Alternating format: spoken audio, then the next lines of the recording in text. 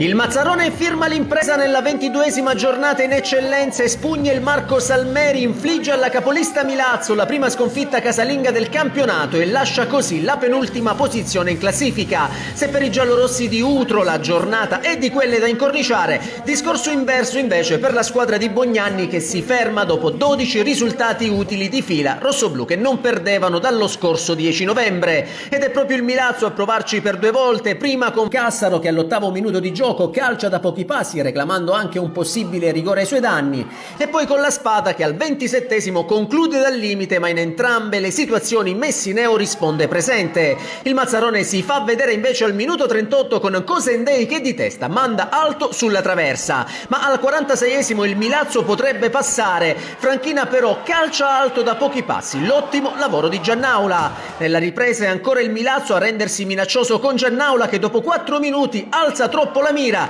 mentre al 70° il colpo di testa di La Spada trova ancora la respinta di Messineo. Mamertini che 2 minuti dopo vorrebbero il cartellino giallo per un avversario reo di colpire la palla con le mani, ma il signor Piazza concede solo punizione rossoblù. Mazzarrone ancora in avanti al 77° con il solito Cosendei che costringe Piccioni a rifugiarsi in angolo. Nel finale il Milazzo cerca la vittoria e al minuto 80 solo la decisiva parata di Messineo nega a Ferré la gioia del vantaggio che al minuto 87 trova invece il Mazzarrone quando il neo entrato Cagna con un siluro da fuoriaria infila all'incrocio dei pali fulminando Piccioni che in casa aveva subito una sola rete lo scorso 17 novembre, facendo così Milazzo 0 Mazzarrone 1 e prima firma in campionato per il calciatore in maglia numero 13 che regala i suoi 3 punti pesantissimi in chiave salvezza. Nei minuti di recupero il Milazzo tenta comunque l'assalto disperato, ma è ancora un super Messineo a chiudere la porta al destro ravvicinato di Ferré,